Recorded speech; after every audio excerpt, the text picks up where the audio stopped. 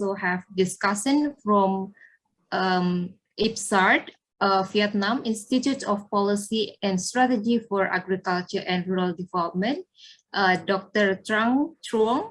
I hope I pronounce your name correct. And then we also invite, we will invite also participants to be the discussion, especially the one from Myanmar later.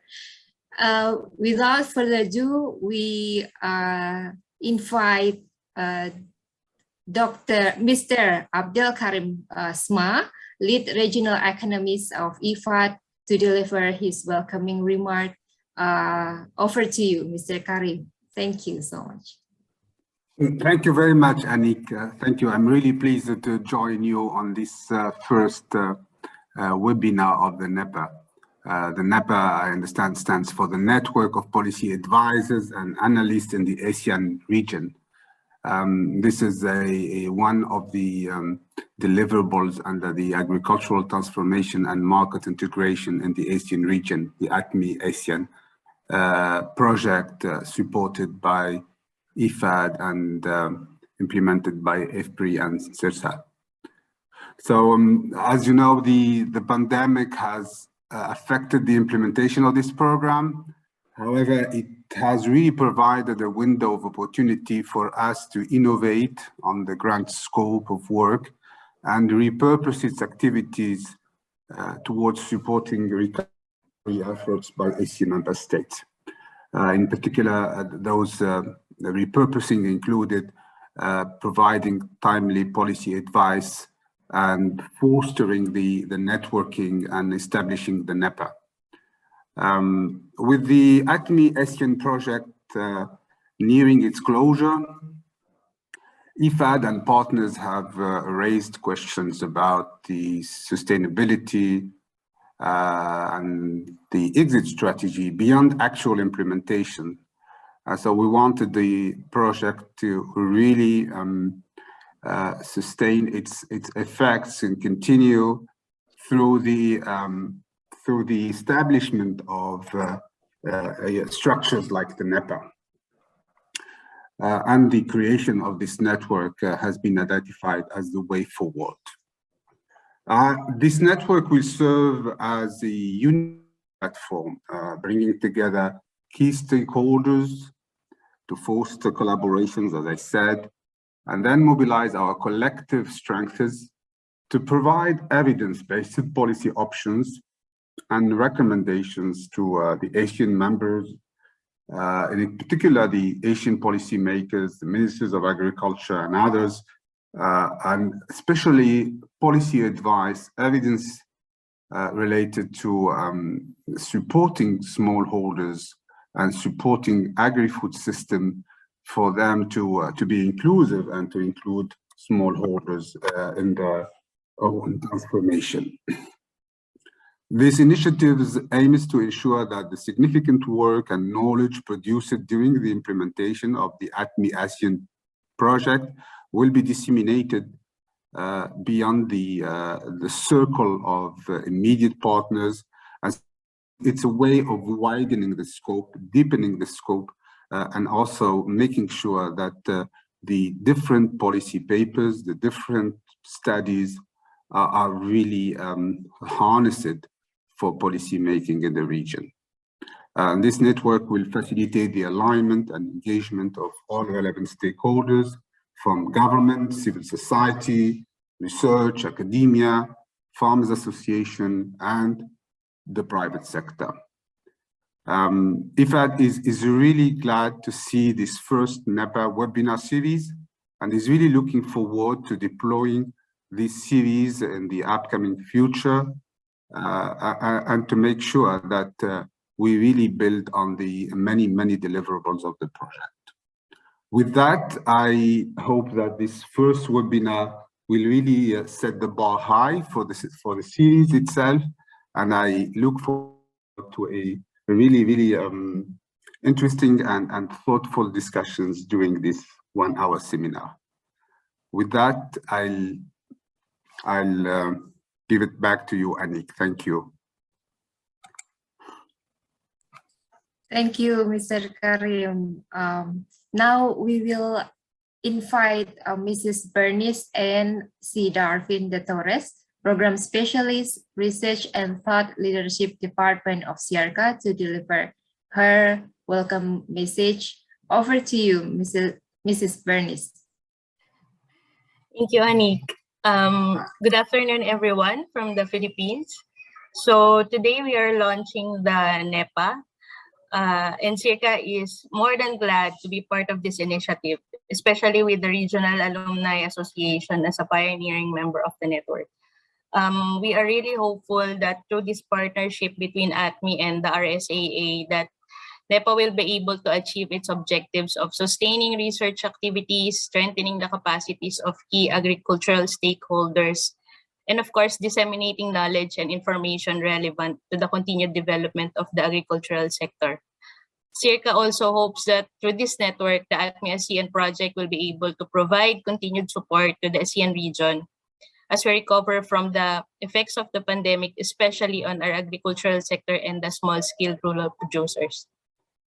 Development work is never easy, but the rewards are always fulfilling. So we are really proud of what the project has accomplished so far, and we are really excited about what is to come. So with that, I thank you all and welcome to the NePAAA webinar series. Back to you, Annie. Thank you so much. Now we will start the presentation. So we will invite Dr. Mamata Pradhan, research coordinator from IFPRI SAR, to present her study on market integration in Vietnam within and beyond ASEAN. You have 15 minutes. Over to you. Thank you. Thank you, Anik, and welcome everyone. I think it's quite a privilege to be starting the NePAAA web series with a presentation, with a talk that we have worked on. So the topic of today's presentation is market integration of Vietnam with ASEAN and the rest of the world. It's a joint work with Dr. Devesh Roy and Manmeet Ajmani, who are there in the audience, and of course Devesh is also one of the panelists. Next slide, please. So in this presentation, what we are trying to do is provide evidence in assessing the dynamics of Vietnam's agriculture exports, which will examine how this market integration in different commodities, that is diversifying in different margins, could really be helpful to the smallholders, which kind of is the focus of ATMI ASEAN, and that we hope will improve their livelihoods. In doing that, we look at the trends in the exports of the top agriculture products, and there is a lot of dynamics in the case of Vietnam. There has been new products that have come, and which we will talk about in this presentation. So we look at what has been the dynamics of these different products, different margins, the new markets that has been happening in Vietnam, and then we'll see that Vietnam, among the ASEAN countries, particularly the CLMVP, that is Cambodia, Laos, Myanmar, Vietnam, and Philippines, has the most diversified export potential. And when we look at, of course, the trade performance, there are different ways of looking at it. For today's presentation, we'll just focus on very simple measures of trade potential and look at the competition indices. The idea is where you have high potential and comparatively low competition, those would be the ideal products and markets to target for any further increase in the trade. Next slide, please. So I'll just step back a little and kind of look at some of the backgrounds that forms the characteristics of Vietnam. Very quickly, Vietnam's population stands at nearly 97 to 98 million. So, and it accounts for almost probably 15% of the ASEAN population. It's densely populated because the land is not there as much, something like very similar to India's case. 67% live in rural areas. The arable land, in fact, account for only about 21%. Next slide, please. So in terms of potential to trade, so trade opportunities, of course, exist within the ASEAN countries, and there are opportunities for livelihoods of smallholders because we are anyway dealing with food and agriculture trade. So if you see that trade across countries does not happen in vacuum. So there are all this external and the countries external environment, and there are these countries outside the ASEAN would matter. And most importantly, Vietnam is also neighbors with China, as and it is the powerhouse of the global trade. We heard when we were talking about in our IFPRI. So that is when we look at all the trade performance, the trade patterns, the trade policies of Vietnam, we have to keep in mind the presence of China. What Vietnam trades with China, what are the policies within the ASEAN and beyond, and all are so important to really understand the trade patterns as well as the policies of Vietnam, because there is always a trade creation, there's always a trade diversion. Next, please. Then this is just a brief background of the reforms that has taken place in Vietnam, and this is very important to take cognizance of that. For example, Doi Moi, which is literally translated, it means a change and renewal. It was the main structural reform that took place in Vietnam, and that was to foster structure transformation and get more industrialization. They made a lot of changes in macroeconomic and trade policies, that is macroeconomic stability, market openness, which is kind of a precondition for agricultural progress. And then there was this huge abandonment of the central planning model, and trying to get more into markets, and more into market-based economy. So the focus moved to get into more markets and more industrialization. Next, please. Okay, so alongside all this structural transformation, there was also a great spurt in agriculture, and there was all these other changes that took place. Even though it is a very small holder-dominated economy, there was this big change in the staple crop, that is rice productivity, and this happened through intensification. Intensification is when you start using those inputs or chemicals, fertilizers, or use irrigation, pesticides. So all that you use instead of really expanding the land area, because land is pretty scarce in Vietnam, which is very similar to India.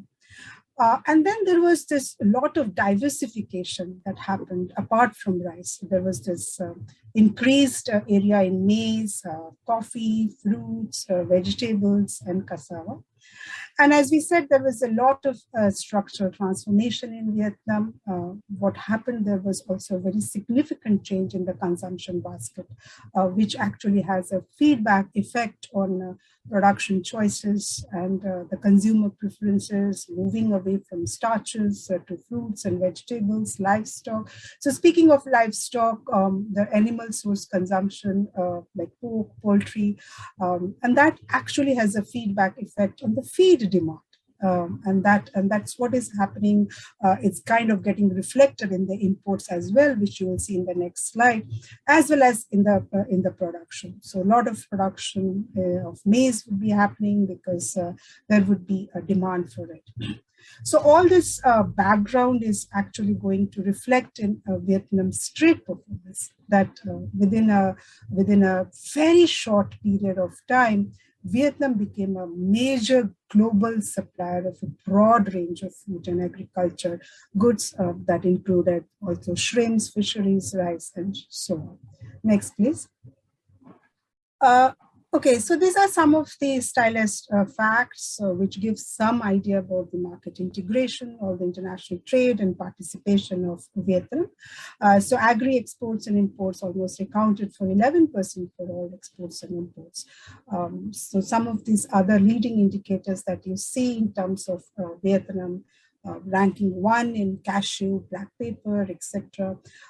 There's a diversified export portfolio, and this actually really is a very, very salient feature of trade landscape of Vietnam among the ASEAN, of course, and maybe Indonesia might have it, but if you look at CLMVP countries, which is part of the ASEAN project, this is the most diverse export portfolio than other ASEAN countries out of this.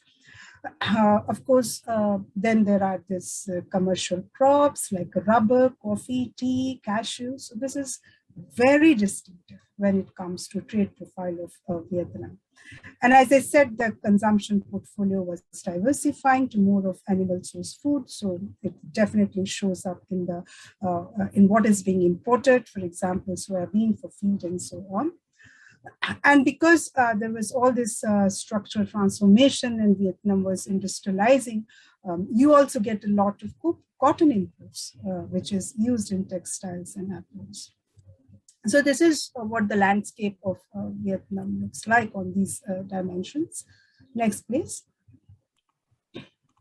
Okay, then we want to see what were the trading arrangement in terms of the trade agreement. So all this is going to contribute to creating an enabling environment. They were part of AFTA, that is ASEAN Free Trade Agreement, right back in 1995. Now they're part of the RCEP, which got functional from last year. And these are basically the big trading arrangements. In fact, bilateral agreements would all be now superseded by RCEP, and it includes all ASEAN countries, and then it includes China, Japan, Australia, New Zealand, etc. So it is, as I said, it's one of the most high-potent free trade agreement. Another highlight is it became a WTO member in 2007, and it had a very, very sterling growth after joining WTO. And with all this structural transformation happening, it became like a kind of a poster boy in some way of the ASEAN region. Of course, with all this structural transformation and through trade growth that Vietnam experienced. Next, please. So with this background, so what are the findings? Vietnam, as I said, had a sterling performance when it came to trade. It had all this sustained increase in intra-regional agricultural exports and import in the ASEAN region. Next, please. And of course, you cannot be a big importer without being a big exporter, sorry, without being a big importer. And for different reasons, that one can talk about. There are all these value chain arguments that is given around policy arguments that unless you are open to trade, and then your partners will also not be open to trade. And there is also this argument that when your export tax is like the import tax and vice versa, so there's measures would mean that you look at both exports and imports. So if you look at from purely the ASEAN perspective, Vietnam has the highest share in agriculture trade after Philippines, probably. While it had imports from the ASEAN countries was consistent during the food crisis. The exports had, in fact, a decline, but after 2015, the rebound growth in Vietnam's export was a very, very kind of a sterling performance. Next, please. You see, most ASEAN countries are characterized by low diversity in agricultural exports, except Laos. Typically in all these ASEAN countries, nearly half of the total agricultural export is contributed by one commodity. So as I talked earlier, this is what really typifies the real example of Vietnam. And this has a lot of learnings for other countries in the ASEAN. The way Vietnam's export of agri-food is so diversified, and this is very distinctive of Vietnam.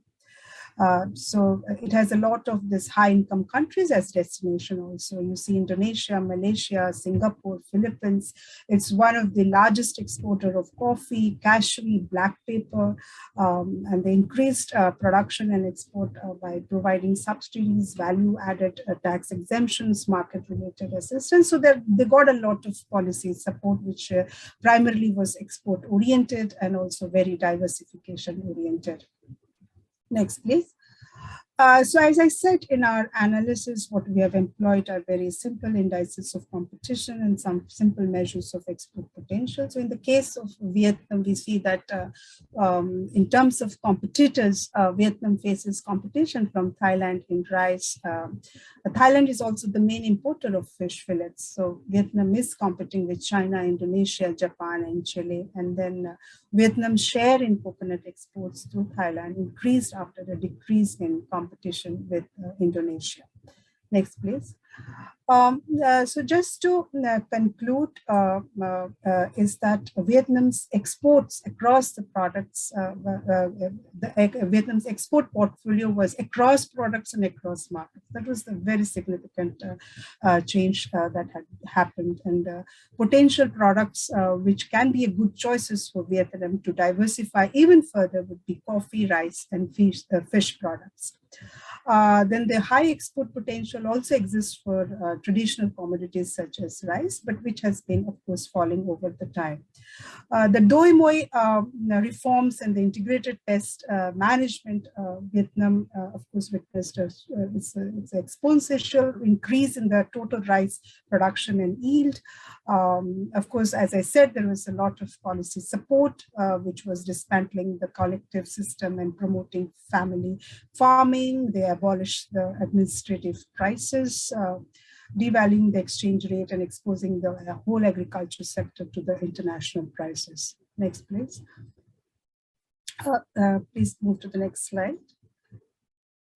So before I move to the end my presentation to and talk a bit about the policy recommendations, these are some of the challenges that are there which could prevent a realization of export potential and will decelerate the process of integration. Now, one which most of us are aware is that small holdings of the farmers, which kind of really limits the scale of production. It reduces competitiveness of the product. There is very limited technical knowledge among the smallholders to comply with the regulatory reforms. Of course, there is limited financial resources, poor cultural infrastructures, which kind of increases the transaction costs of the product. And of course, there is this poor marketing and promotion of the commodity, etc. Next, please. So these are some of the policy recommendations. To end my presentation is that Vietnam has rightfully adopted the supportive agribusiness policies. It has displayed the most supportive, in fact, agribusiness regulations, which is based on enabling the business of agricultural stores. Trade opportunities have been emerging from market integrations that have helped the smallholders successfully link to its farmers with the regional value chains. Given the trade potential in products like rice, fish, starches, I think coffee in ASEAN and ASEAN +3 markets, it will be beneficial for Vietnam if value chains really integrate across borders instead of competing in common markets. So with this, I'll stop my presentation and over to you, Ali. Thank you. Thank you, Dr. Mamata. We will move to the next presentation from Dr. Devesh Roy, a senior research fellow of IFPRI, who will present his study on India pulses implication for Myanmar. For participants, don't forget to type your question on the Q&A box, and we will have a Q&A session after the discussion. Thank you. Over to you, Dr. Devesh. Yeah, sure. Thank you. I'm just trying to share my screen. Devesh, I've already shared your presentation. You can start. So yeah.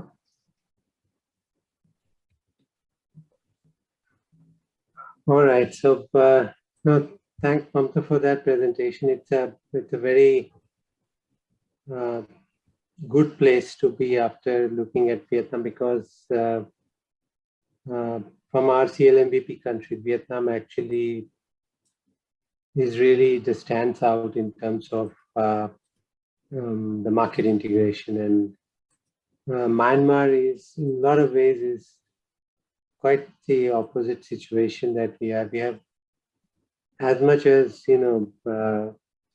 Vietnam epitomizes, I mean, Mamata, they present the numbers that have been estimated in terms of indices of competition, in terms of export potential, but she gave the main messages from there. But if you went qualitatively assessing, then you find export potential and a lot of market concentration in case of Myanmar, very opposite to what is there in the case of Vietnam, which is probably the most diversified portfolio. So what I'd to do, and given the concentration, so there are the product level and at the partner level, that the Myanmar, after rice, I think the most important commodity in Myanmar could be the legumes, the dried legumes, which are pulses. But that's like concentration on the product side. But then there's also concentration on the market side. It's heavily dependent on India. It's almost 70% of what pigeon pea is their export that goes to India. It's very heavy, and pigeon pea is one product which is not also consumed so that much in Myanmar. So it's basically targeting the external market, that too focused on India. So this is the idea in this research which we did in the IFPRI ASEAN, which was always coming through the demand that we had, all the engagement within Myanmar, is try to how do you do policy, how do you really take a stand, how do you do planning, given this context, or given the structure, where you dependent on some products very heavily, and then you also dependent on some markets, which is in case of pulses is basically India. So our idea was to understand that what follows in terms of the policy, that in India has a really restrictive trade policy, but more importantly, not restrictive, it's also very volatile, and which is the main problem that an exporting country like Myanmar has been facing. So our objective was to try and create a kind of a toolkit, so to say, that how do you understand that how the policy takes place in India and what are the implications for Myanmar. And this is basically drawing from just a very recently published paper that they have under IFPRI and IFPRI logo. So the idea is that the way, if you look at the title of the research work, that we say is India's policies of self-sufficiency in pulses and its implication for Myanmar. So what is pivotal in India's pulse policy is self-sufficiency, and this has, and if you took like if you look at just the rainfall, I mean how the rainfall is there in India, or the predicted rainfall, you could actually predict the trade policy, and you can predict the Myanmar, because 87% of pulses in India are grown under rain-fed conditions. So that's the background. The Green Revolution actually has moved pulses to marginal areas. So it moved from north to south, from east to west, some concentration in central India, and it's totally rain-fed, so it's a high-risk crop. But there is a total premium on self-sufficiency. but it's fair to say that even with all these things and the boasting that India has for about 5 million tons increase in output in last 5 years, but this is all dependent on good rains. And it can, every time it can fall short. And India's trade policy has been really variable. And we will like to see that how it varies and interacts with the domestic policy and how does it imply, has implications for Myanmar. So on average, India's production cannot make demand. And even though there have been surplus production in recent years, and India must rely on imports and a big chunk from Myanmar because things like black matte or pigeon pea now, because given India's demand, a lot of African countries have started coming into that market, like Ethiopia, Tanzania, Mozambique, but they cannot compete anywhere to the level of Myanmar in at least 2 pulses, which would be like pigeon pea, black matte, and to a certain extent green gram also. But the green gram India's exports are more diversified. So India has this huge demand-supply gap, which is going to pursue.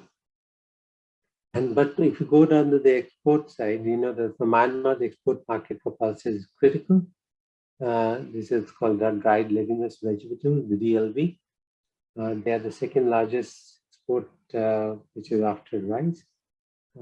And you see that, you know, pulse is not one commodity. There's a set of commodities. It's like the black and green gram, pigeon pea. And they all are being exported to India. Even chickpea is being exported. But the concentration of Myanmar and Indian market in terms of things like maybe green gram and most importantly pigeon pea is really stark, right? And say 95% of the pigeon pea that, you know, there is Myanmar export is actually to the, and others also, if you look at green gram, 35%, 26% share, these are really high concentration. And as you know, and then the presentation that was done earlier in the RPSC, we have Myanmar where the road mapping exercise, the commodity chosen is basically pulses. And you will see that, you know, a lot of implication of how do you change the market, how do you change the commodity. That could be a very important part of the road mapping exercise when it comes to pulses in Myanmar. And as I said, pigeon pea is very specific in the sense that there is hardly domestic consumption to a sizable extent. It's totally concentrated for the export. So it becomes a high risk if, you know, if you have unstable trade policy, which India has. You have really bound tariff, which is at 100%. That's what is negotiated in WTO. So India has a lot of leverage of varying the trade policy. And that's what is leading to a lot of variability and uncertainty in there.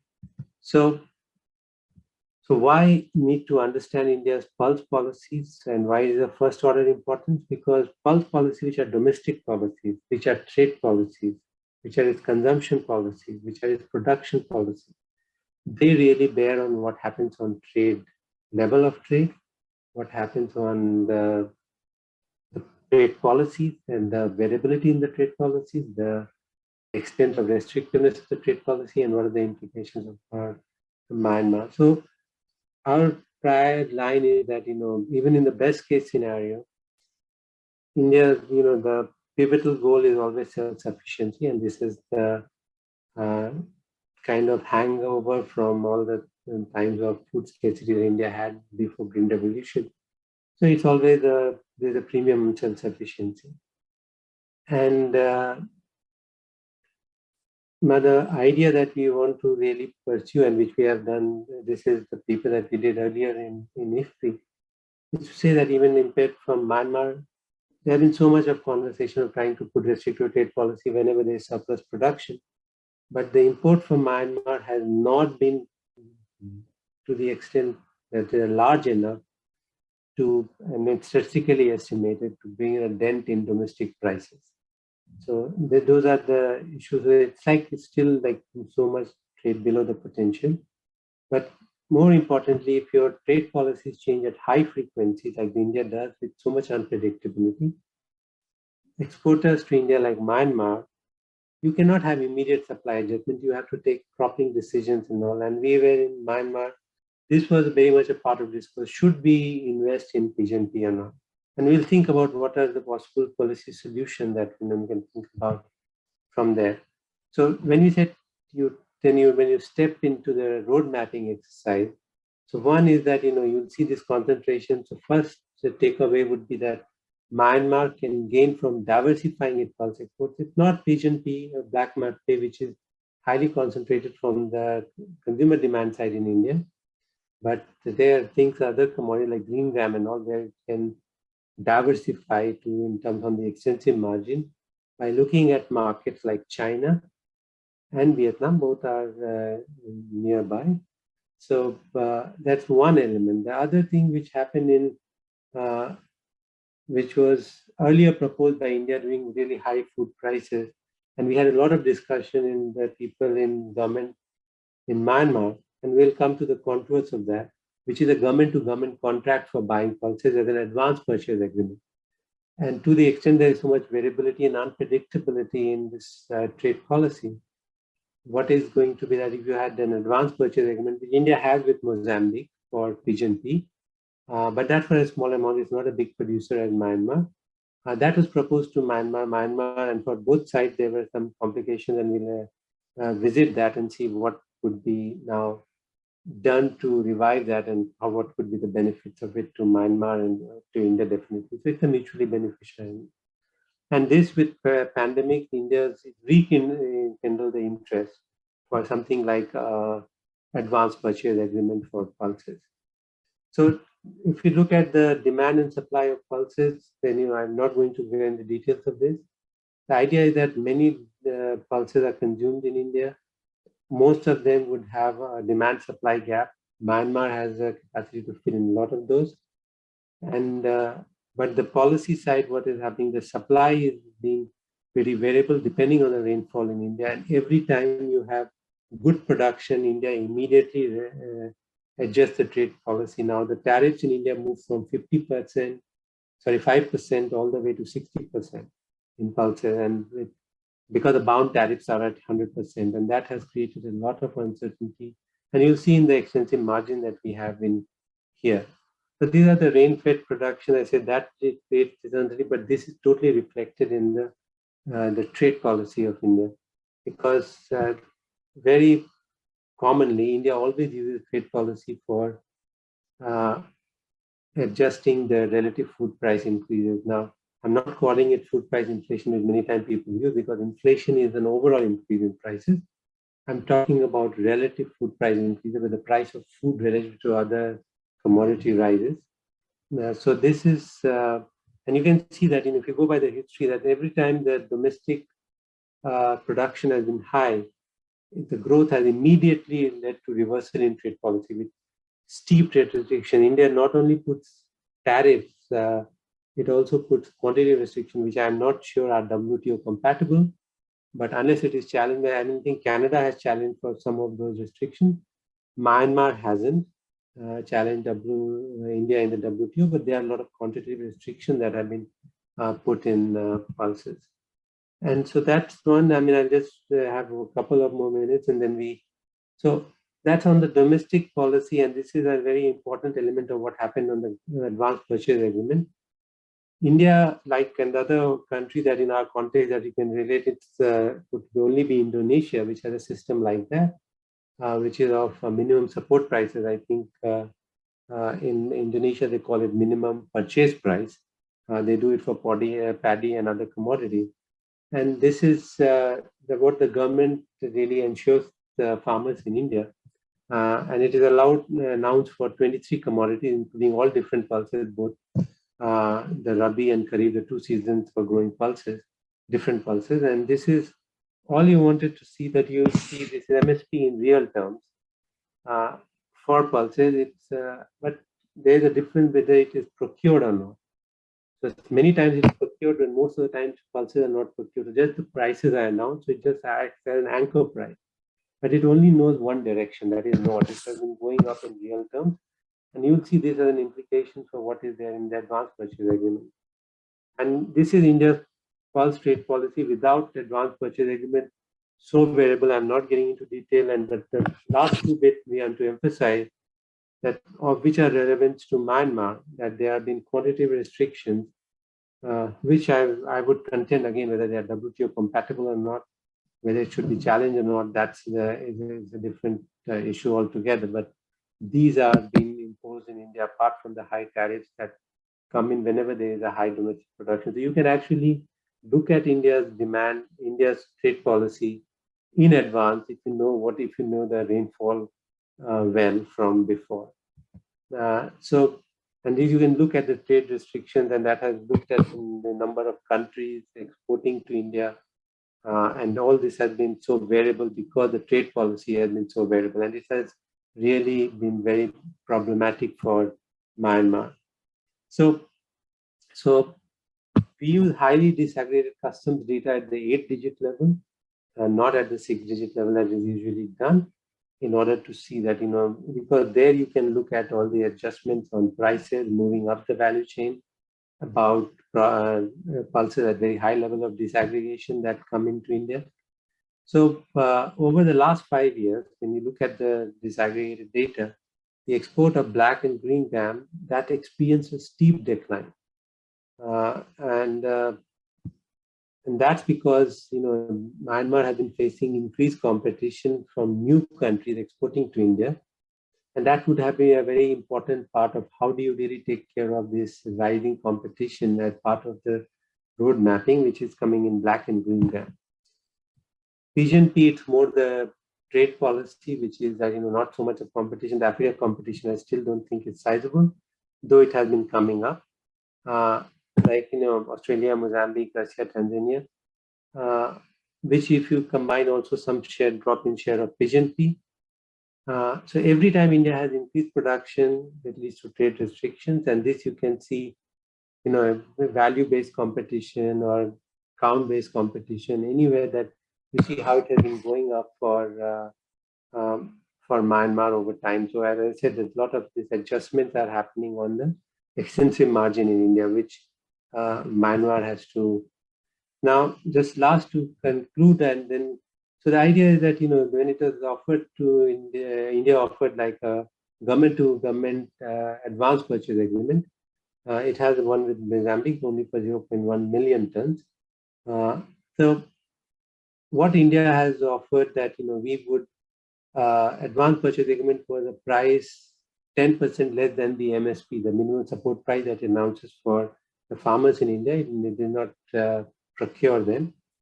Now, as I said, that my MSP knows only one direction in real term, that is north, so that could be good news. But Myanmar's projection was that the market prices are so high, MSP was lower than the market prices. Why should you anchor the prices on MSP? And that's the discussion we had in Myanmar several times. And the idea was that, why not we do it independently because the market prices are so high? The question is, in political economy, it's very hard for a government-to-government agreement for paying the farmers in India MSP and paying the farmers abroad more than MSP. So that was the political, but there's also the downside risk that it covers because MSP only knows one direction, that is north. So that is that if you have MSP index prices, particularly during high supply, it would really protect against this. And price volatility in market is an issue because of smallholder dominated system in Myanmar. So an advance purchase agreement with the G2G agreement with predetermined prices could be really helpful. So now, then the question could be about the quantities, which was another thing apart from the prices. That, how can you pre-commit to so much quantity if there is a shock, weather shock and so on, and the Myanmar faces a supply shock, will they be able to meet that? So for unforeseeable circumstances, but you could, we are suggesting that you could have kind of the negotiating the right to suspend contract by the notice of force majeure. That is the unforeseeable circumstances, and you make the adjustment. That is something, a conclusion which is there in the smaller level, but it is there in the Mozambique G2G agreement that the government had. I just stopped here because of we want to say that the forward sales agreement would really help the production decisions and engender investment for pulse sector in Myanmar. Yeah, I'll stop there.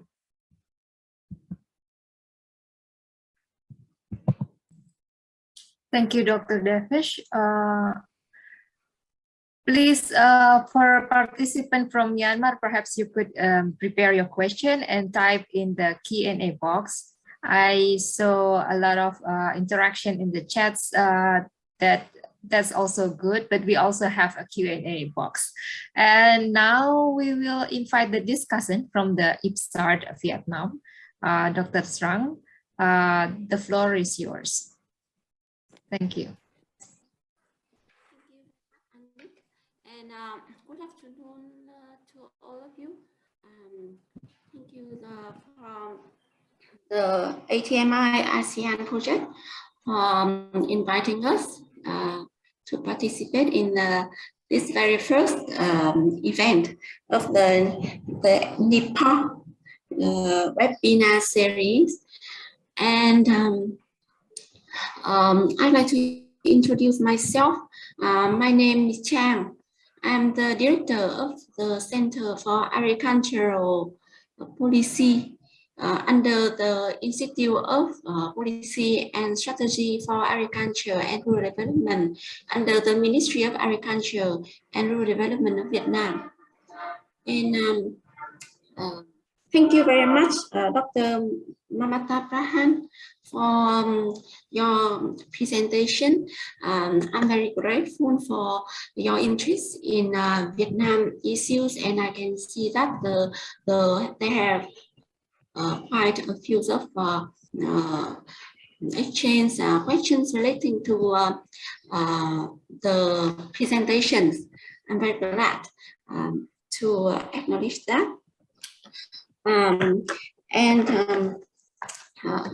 It's agree with Dr. Pradhan that the key is the key topic for agricultural transformation in Vietnam. Back in the đổi mới policy in 1986 is focused on rice first, the rice sector. And now recently we moved to diversification, and we revisit the rice policy in the new context of climate change and the requirement of income improvement for farmers, etc. And there are a lot of interesting information and data that Dr. Pradhan has shared with you. I just have concern about the target of the webinar and the presentation itself. I feel there is maybe two goals. One is the analysis to share and then target the Vietnamese policymaker because you have provide some policy recommendation based on your analysis. That's one goal, possible goal. And another goal is to share the Vietnamese experience with other friends who care for the development of their country and may find some interesting things from Vietnam's development process. And I think to approach, we need different dealing with the topic. If you choose the first one and you would like to target the Vietnamese policymaker, then maybe you should add some new context. Now we care more about like I just mentioned, the climate change that our Prime Minister just confirmed at the COP26 that we aim at net zero emission by 2050, and it's a really challenge for our policymaker, because agriculture now is considered to be responsible for almost 1/3 of the emission. Are we also from the food security approach? If we just care for the enough food, then I think Vietnam is now more than enough. We have even have rice and other agricultural products for export. So we do not have to care for the food supply. So now the challenge is more on nutritional intake. And that's a totally different challenge. And many things that I think Vietnamese policymaker will expect to hear. But from if we would like to share for like Vietnam's lesson during the development process, look at the reform policies or one way, but I'm afraid that is when Vietnam moved from the central planning to the market-oriented economy. So that's like quite unique to Vietnam. Not many other countries have to face that transition. So maybe we can and if SAR could share with you the more different lessons that may be more relevant, like our agricultural restructuring plan, or even our recent strategy for sustainable development of agriculture and rural. So that's the about the approach. And in fact, I love the Pradhan approach. I mean, giving the topic that you would like to link to provide the evidence of market integration to rural income or farmers' income, and other evidence to persuade the importance of market integration in the Vietnam's development outcomes. And I totally agree with you that market integration, including the trade liberalization and our and Vietnam integration into the international markets through the various free trade area, it's very important. And really, besides the challenges, is I think the opportunities is outweigh the challenges.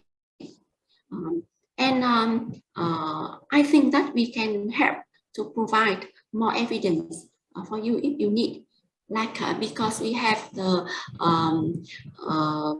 Vietnam household living standard survey, and then we can like have calculation of farmers' income, rural income, rural inequality, things like that, to support your presentation. So you may think about this, and then we could collaborate. I understand that is just the first seminar. So like just in the initial findings, and I'm afraid that you haven't had time and to like have a profile research to back up your presentation. I think the research teams maybe expand to include like a Vietnamese policymaker or researchers, that easier to have access to more recent data and information for your team. And you may, I'm also worry a bit about the definition of agriculture. In Vietnam, agriculture, we think that it includes cultivation, livestock, forestry, and aquaculture. But I'm afraid that in other countries may not include agriculture.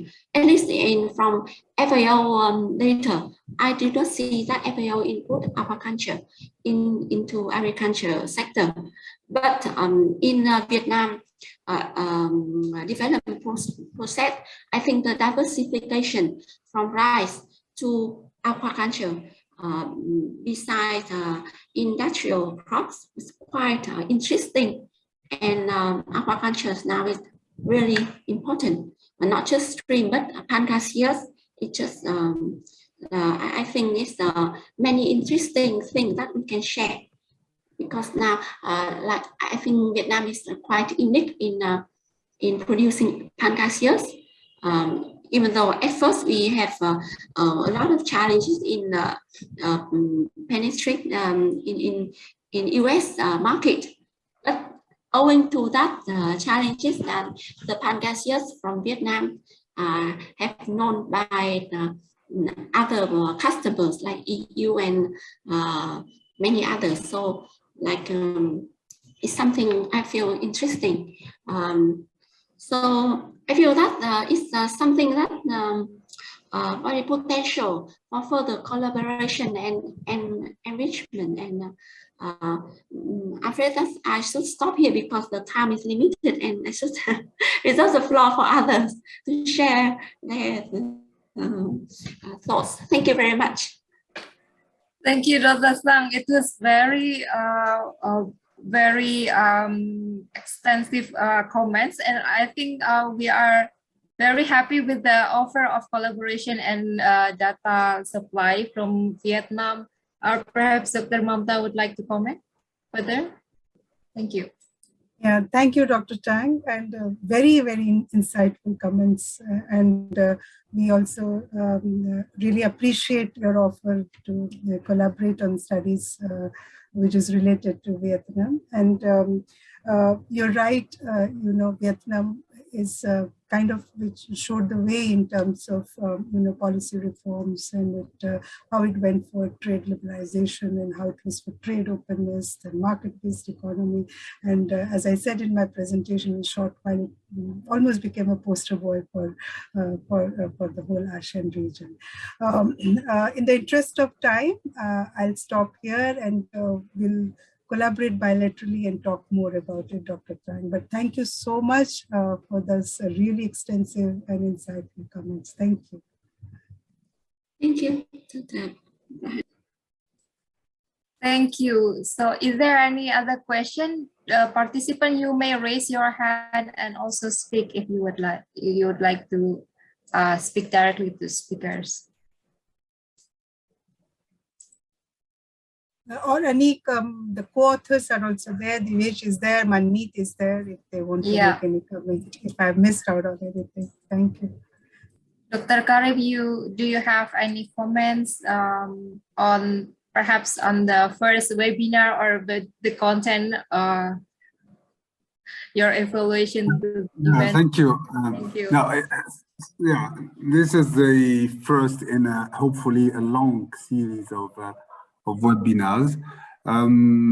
I think we might need probably to have more forward-looking and also to account for recent challenges like the impact of what's going on in Ukraine and Russia on food commodities, the looming risk of shortages, the impact of fuel increases on fertilizers. And the two commodities we've been, you know, focusing on today, which are pulses and I believe the Vietnamese rice also are good examples to show how countries can really have a collective response to crises and how they can really make sure that they avoid policy bans and export restrictions, and they can really approach the food security in a collective manner. And so the policies made by India, for instance, on self-sufficiency on pulses have wide implication for Myanmar and others. And so these kind of things, I think maybe I suggest in the next webinar, we try to build on those analyses, go a little bit more deeper in terms of backing the analysis by recent data, but also take one of the thorny issues about what's going on these days, about the impact of the food crisis, the surge in food prices, which is affecting the globe and particularly the poor regions of the ASEAN. So I think we need really to have a higher level of ambition for this NAPA network. Make sure, like the colleague in Vietnam who said, make sure we really update it with good data and try to bring more burning issues that we are facing nowadays. But I think it's a good start. I don't know what's the frequency of the webinars. Do you have already singled out themes? Do you have an idea about the content for the next one? And how we can support you by making sure we widen this, we really bring more attention to this network. We try to raise visibility by disseminating this important work within our respective networks. So this is a question that I'm sending to the organizers, but of course, IFPRI stands ready to support this important work. I know in 1 hour you can't really cover issues like market integrations and price differentiations in a meaningful way, but I think it's a good start. Over and thank you. Yes, sir. Anik, can I say something? Yeah, no, thanks, Karim. That is some of things that at IFPRI and we have been, because as you rightly said that there are, and in our RPSC presentation we actually tried to push that point that the external environment is so dynamic, it keeps changing. Right now, with the Ukraine-Russia conflict, and then it has a huge implication on the food, feed, fertilizer sector and all this. I mean, so at IFPRI, we have been working on specifically on looking at, the IFPRI has a dedicated portal for looking at what is the implications on the agri-food system.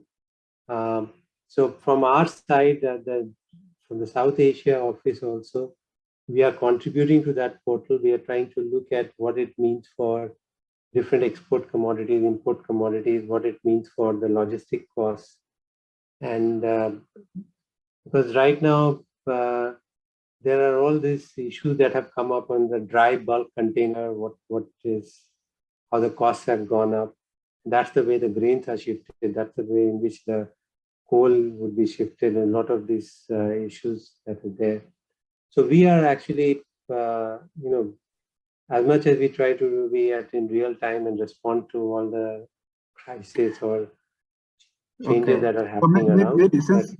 Sorry, Dr. Devesh, since you have already this material and you have conducted this analysis, maybe I suggest that the next NEPA webinar would probably delve into these issues and see what's the emerging impact on the ASEAN countries in terms of market integrations due to this shock. I think I see this NAPA network not only a vehicle to disseminate the results of the project, but I see it as really a vehicle to disseminate whatever informations, whether it is derived from the project or derived from your other work streams or derived from any other partners, just to disseminate it. I like the format. I hope we will get really traction and we get more advisors and policy analysts joining this. So I think next time we need probably to make more publicity around it.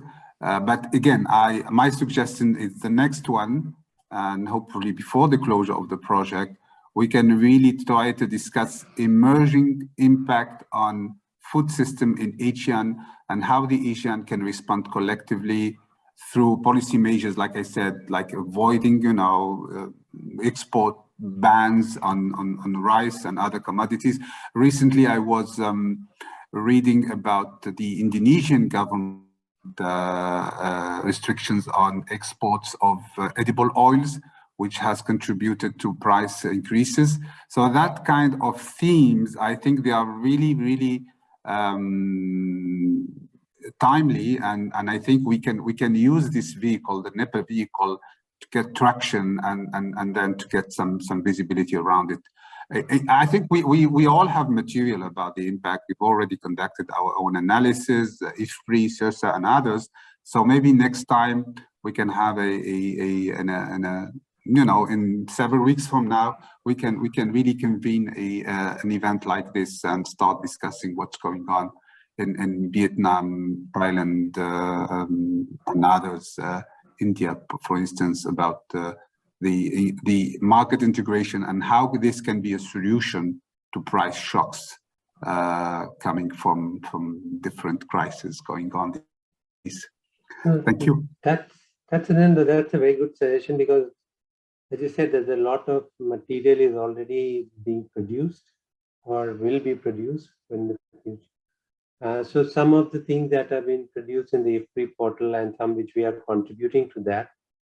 And from South Asia side, from the Asia side, that includes India's trade policy responses and what it's doing and what implication it will have. So that's a good suggestion. At least we have a dialogue that we could work out. I think the only thing that we have to worry about is the time zone difference, actually, because in Washington offices, if we can come around to get a little bit of a different timing, and we'll explore that definitely. But in terms of suggesting the topic and the issues around it, that we really take in, and then we should work on that and then let you know. Good. Thank you, Devesh. Thank you, Mamata, Anik, and others. Really happy to join you virtually, and I hope one day we will join you in person and have these webinars in person. Thank you very much. Thank you, Mr. Karim, and also Dr. Devesh and IFPRI, Dr. Mamata, Dr. Chang for the presentation. Dr. I think, we still have Dr. Tinitut from Myanmar, perhaps would like to share some thoughts. Okay. Please go ahead. You can unmute yourself. I just got a brownout, so I have to use tablets. Can you see me? Hello? We can hear you, but we cannot see you. We can hear you. Because I got a brownout. Okay, sorry if you can't see me. Well, in fact, this is a very Dr. Devesh Roy presentation has been really ringing the bell for us, ringing the bell for the ministry, ringing the bell for the policymakers. One way or the other, India will achieve its goal of self-sufficiency. What if India became self-sufficient in the pulses? I can think of it because Myanmar, I can think of how Myanmar farmer is going to face, particularly smallholders. Because in Myanmar, we have a diverse climatic condition, dry zone, rice-based farming system. Most of the farmers' income is coming from the legumes, pulses. That is something. Therefore, although Dr. Roy presentation also showed that, but although it may be hard to realize the India self-sufficiency for its, the pulses consumption, but definitely it's going to achieve. Even there now, competition is very high. African countries have access to Indian market, So we have our farmers, our traders, we rely on the Indian market as well as Chinese market. In China market, green gram is the Chinese market. But of course, current roadmap exercise. In fact, Myanmar is the last 10 years, Myanmar is the most steady country for agriculture because there are many development agencies involved. Of course, IFPRI is quite active, and IFPRI has done series of value chain analysis for pulses, rice, everything. So even then, ACIR also, we have a very competitive, we cannot compete with Australia, but they have done study for Myanmar pulses. Definitely they found the weakest point of Myanmar. In fact, Myanmar pulses sector is enjoying for decades in laissez-faire approach. There is less minimum government intervention. But of course, now this current roadmap, we have been proposing for some sort of a profit triangle. Profit triangles in increasing farm productivity, as well as we are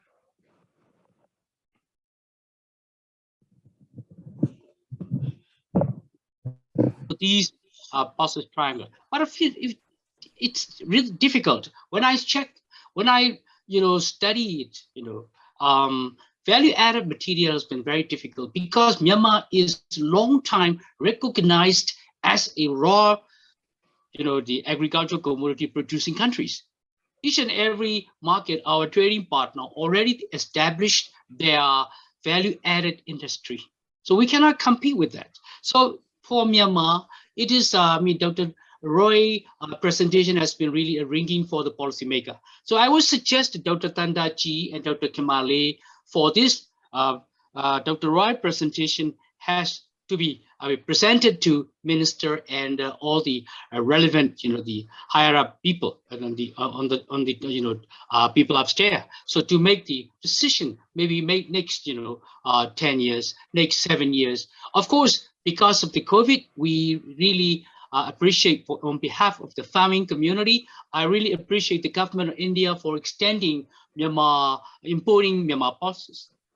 Of course, Myanmar is the, as you rightly were among the Asian countries, we have our own problems. Of course, the COVID-19 doesn't have much impact on our farming community. It's a good lucky for us. But somehow we need to look at it because we are facing many problems. Nowadays, as you are rightly aware, not only those things, very vulnerable to the climate, very vulnerable to political changes. There are so many problems, but I am positive. I'm very positive. Therefore, we suggest diversification. Now the government is on diversification. Currently, the policy of the ministry is reducing the import and increasing export. As you are rightly aware, Myanmar is very much abundant. We produce pulses, but we don't produce much on oilseeds. Oilseed problem, cooking oil problem is really a nagging problem for us because we now try to reduce the palm oil export from Malaysia for 35%, as I rightly aware. So government has a long-term plan. Now the current ministry is on driving for easiest approach of the sunflower has been one of the things. Even for me, I like to diversify with sunflower for pulses because in pulses, farmers continue growing pulses, particularly black gram and green gram. We have started suffering the plague of the yellow mosaic virus. We need to cut for at least 2 to 3 seasons for black gram and green gram. It is in good practice, in fact. So therefore, I think your presentation has been really ring for us. Ring the bell for us. So I would suggest Dr. Tanda and Dr. Kimale using Dr. Roy presentation, and please present this to the minister through even the higher up people. We need to prepare. We need to prepare the farming community because the pulses is after rice, the largest growing crops. Of course, we still have to diversify many many pulses crop. Some are minor consider, some are already in Myanmar, is a complete value chain is in Myanmar, started value addition or food processing, but it is not, we're not exporting those pulses. So therefore, market diversification with new product with Myanmar brand, particularly I would prefer Myanmar traditional branding because traditional food It really is. Or as you're rightly aware, Myanmar is a very rich in diversity of the people, rich in diversity of the ecosystem and the farming system. So these things are really, we have to be careful about, the master's crop. At least definitely, I mean, one day or the other, one day we are going to face number one is a competitive edge. We're not much competitive compared to other African countries. When I look at the Kenya, when I look at the Ethiopia, when I look at the Mozambique, depending on the, ITC, International Trade Center, has studied together with our Ministry of Commerce. So that is really, alarming for us. So Dr. Roy and I really thank you for presenting, formulating this PowerPoint to us and our ministry. I suggest this should be presented to the minister with your analysis and interpretation detailed and later on. Thank you, Dr. Roy. Thank you. Thank you, thank you, Dr. Tin. I just had one line to comment. I mean, as much as you said that India one day would become self-sufficient, and let me just tell you, India has no comparative advantage in pulses. So if it becomes self-sufficient pulses, it will have a high cost. So our argument has always been in India that import from Myanmar, that's where the comparative advantage is. And so for efficiency, for welfare gains, that's what India should do, not try to get self-sufficient in pulses. Yeah, that was Thank you so much. You have presented as well. And even then, Myanmar enjoyed the geographical advantage. We are very close to India. We are very close to China. So sort of cost of transaction will not be very, high. Therefore, for India, we still have a competitive edge is to be sharp for India. Although you mention it, but we need to prepare for, long-term sustainability of the pulses farming system. That's for sure. Thank you. Thank you, Dr. Tin. If I'm not mistaken, Dr. Tin was former permanent secretary of Mali, and he's now working on our pulses roadmaps, national roadmaps. So we are looking forward to hear your presentation as well, to share perhaps in one of our events.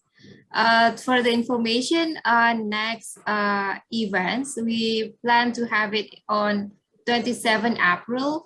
And also 19 April, and we will circulate the detailed information about the topics and the time. And if there's no other, is there any other question or comments? If not, I think we can conclude our first webinar, NePAAA webinar series. And I would like to thank everyone, speakers, representative from IFPRI discussion, and also from Dr. Tin for providing inputs, from IFPRI and also SEARCA for delivering the welcome message, and of course the participant. So we are looking forward for more engagement in the next webinar. And see you again. Thank you so much. Bye-bye. Thank you.